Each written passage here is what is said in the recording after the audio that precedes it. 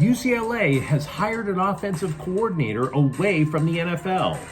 But the Bruins basketball team, they say they're not thinking about the NIT, but we'll do the thinking for them. And whatever you do in life, do not break up with Lisa Guerrero. Good morning. I'm James. This is your daily dose of sports and snark for the greatest sports city in the world, Los Angeles. This is the faithful Angelenos morning report. And it is February 25th, 2024. I've got one more day here in St. Loser misery before I go back home. It's also Sunday, the Lord's Day.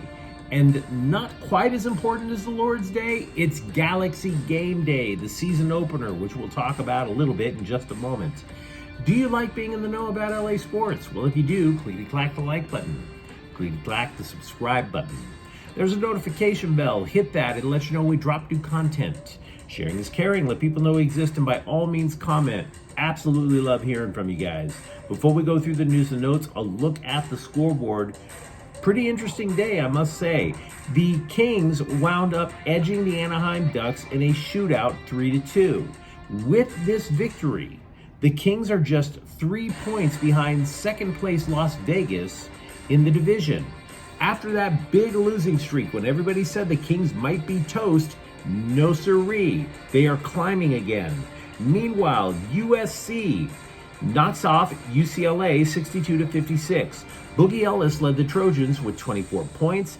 Bona 14 for the Bruins. Once again, they can't score, and let's be real, they have to win the Pac-12 tournament or they're toast. Finally, LAFC opened the MLS season with a 2-1 victory over Seattle. Timothy Tillman and Matus Bogusz both score. Meanwhile, today, Lionel Messi is coming, and the Galaxy kick off their MLS season at 5:30 by playing Inter Miami. Galaxy additions Gabriel Peck and Joseph Paintsil are expected to play. The Lakers are at Phoenix at 12:30, and the Sacramento Kings are in town to play the Clippers at 6:30. So let's get to the news. Depending on the report that you believe, UCLA football has either hired or is expected to hire Eric Bieniemy as both offensive coordinator and associate head coach. The report was first broken yesterday by ESPN. Now, the reason that you should probably err on this being a done deal is because Bieniemy went to social media and started talking about how he can't wait to get started at UCLA. If that doesn't tell you that the contract is done, I don't know what will. Now, Bieniemy is widely known for his work as an offensive coordinator with the Kansas City Chiefs. The success that the Chiefs had with Bieniemy boosted his stature, not just Patrick Mahomes, and not just Andy Reid. It boosted his stature definitely in the eyes of the scribes. But this is what makes the hire curious and risky for the Bruins. Because Bieniemy was an offensive coordinator who didn't call his own plays. Not in Kansas City. Andy Reid did, right? And oh, by the way, you had Patrick Mahomes at quarterback. So that takes care of a lot of issues. That would make any offensive coordinator look pretty damn good. But even despite getting this additional juice, this additional clout, he could never land a head coaching gig in the NFL. And so the obvious question that comes from that is why? Why couldn't he? Now, there are going to be people who claim it's racism, and I am perfectly willing to say that I am by no means an expert in race relations. I know my limits, but what I am definitely is a skeptic. Oh, I'm definitely an expert on skepticism. Bieniemy left the Chiefs, joined the Washington Commanders as their offensive coordinator, as their play caller, and he lasted just one season. One. Now, I will grant you he didn't have the personnel that Kansas City has, but that was still his offense. That was still his vision. Do you see what I'm saying here? It's really easy when you have elite personnel, and oh, by the way, you don't even have the responsibility to call the plays. But when it's in your lap, did you deliver? He didn't last year. And now he's coming to UCLA. So is this a good hire or a bad hire? I have no idea. I can't tell you. What I can tell you is that he's very likely going to install the same sort of pro set offense, somewhat similar to what Chip Kelly ran. I know the hire will be popular with the scribes. I can tell you that. And I can even suggest that the personnel that he will have with the Bruins will be better in terms of college ball than the personnel he had with the Washington Commanders in the NFL. Ethan Garber's a quarterback, for one. UCLA is going to return one of their top two running backs, arguably their better running back. What Bieniemy will also bring is that he's a former UCLA assistant, he's a former running back, and by the way, that fits very much in line with what new coach Deshaun Foster needs.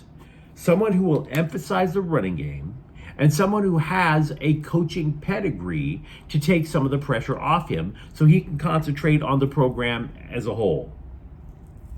The other thing I would tell you is that Bieniemy is very much aware that he's going to have to recruit, and he says he's looking forward to doing it.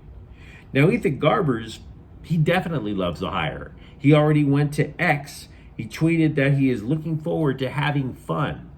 Now, he didn't specifically say with UCLA and Bieniemy, but let's be real.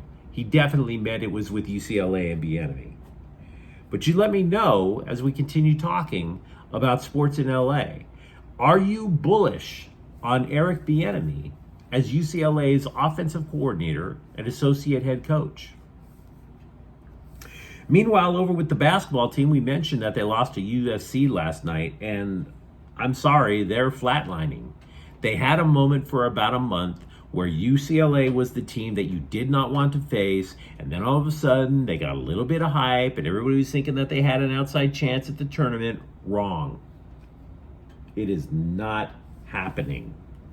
And with that loss to USC yesterday, once again you're going to start to hear whispers about whether or not UCLA should take a bid to the NIT tournament. Now, Mick Cronin says he and the rest of the coaching staff haven't even given that a single thought. And I don't blame them for saying that. UCLA has not gone to this junior varsity sort of style tournament in 40 years. Now, I realize it sounds a little elitist to say, no, we're UCLA, we're too good to take part in that. I don't think the NIT was listed anywhere in John Wooden's pyramid of success after all. But Cronin does have a point about not thinking about going to the NIT. The spring transfer window. We've been talking about the transfer window for college football. There's most definitely one for college hoops. And that college transfer window for basketball literally opens the day after the March Madness field is selected. The field selected on Sunday, the very next day, open the transfer window, and that will be March 18th. So, according to Cronin, do you really want to spend time coaching up for an NIT bid when you could go out and say, you know what, I know what our roster lacked, and I'm going to go and fix those problems in the roster? Which would you rather do? UCLA had a lot of trouble shooting and scoring. Do you go and add yourself a shooter or two, or do you sit there and out of your own misguided sense of championship medal, do you literally try to take an NIT crown away from North Texas University? Does that really make sense? Meanwhile, the LA Times asked a rhetorical question. Is UCLA basketball coach Mick Cronin abusive? Now look, they didn't mean it sincerely. The scribe was obviously trying to build a case to describe Cronin as this big tough guy, tough as nails, but still has everybody's best interest at heart, right? That old story. They said the same thing about Ike Turner, by the way. But seriously, folks, look, It's not that Mick Cronin being a tight butt is a bad thing. The issue that the UCLA folks have to have is, though, if you're going to be Mr. Hardcore, you're going to need translators. Half of the team doesn't speak English as a first language. So if you're going to yell at me, if you're going to tell me what I need to do in order to get better, I have to understand the words that are coming out of your mouth. Otherwise, you're just wasting your breath. That is why Cronin the Barbarian, as he's allegedly called, that's why that act took so long to register with UCLA's players this year. You're not speaking their language. They didn't know what you wanted. They're just looking at some bald guy yelling at them. No wonder UCLA struggled earlier in the year. In other words, what I'm trying to tell the coach is you need to learn how to cuss people out in Turkish, in Serbian, and even, yes, Kukele. If you're going to have an international roster, learn how to cuss in those languages. I've never met former Dodger pitcher Scott Erickson. All I can tell you about his younger years is that he pitched one season in LA toward the end of his career. He went 1-4. I can tell you that, and I can also tell you that he was briefly married to the scorching hot Lisa Guerrero. Former TV sports journalist Lisa Guerrero. Monday Night Football's Lisa Guerrero. Former Rams cheerleader Lisa Guerrero. Playboy cover girl Lisa Guerrero. I don't care that she's pushing 60. I would still try to get my shot in with Lisa Guerrero. Dude wound up divorcing her. And now, next thing you know, fast forward to this year, dude is caught up in a case involving a car crash that killed 2 kids. And the story is totally sad. Erickson is claiming that he wasn't the driver of the car, that his now ex-girlfriend was the driver. And the now ex-girlfriend is saying, oh, no, I didn't kill those kids. Scott Erickson was behind the wheel. It's all very sad. And I don't know who did what, but I will tell you this. Scott Erickson would not be in this mess if he stuck it out with the scorching hot Lisa Guerrero. Don't divorce Lisa Guerrero. That is the moral of that story. The Kings have a dilemma, by the way, coming up with the trade deadline. What do you do with Matt Roy? The defenseman is in a contract year. Now, if you follow Kings hockey at all, you know damn well the Kings are really up against the salary cap. So, do you trade Matt Roy to get a little cap relief?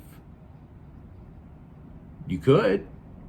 The problem is that if you trade Matt Roy, who is a very responsible defenseman, you wind up giving his ice time to Brant Clark. Now, I acknowledge that Brant Clark has potential star written all over him. The Kings love what this guy can do. But he's only played about 20 NHL games. Roy is a sturdy, dependable, shutdown defenseman that you're going to need not only to get to the playoffs, but to excel in the playoffs. You're going to need all the responsible, experienced defensemen you can get your hands on if you wind up facing the Edmonton Oilers again. But do you want the cap relief? So it is indeed a question that I'd like to hear your opinion on. You let me know what you think in the comments thread. Talk to me about Eric Bieniemy and if this is the right guy for UCLA. Talk to me if you believe that the UCLA basketball team maybe should consider the NIT. And if you enjoyed the content, don't forget to subscribe to Faithful Angelenos. We're talking LA sports every single day here. Thank you for watching. I'm James. We'll be back later tonight with a rapid recap of Galaxy soccer. Faithful Angelenos is a Kian Corta El Queso production. Take care.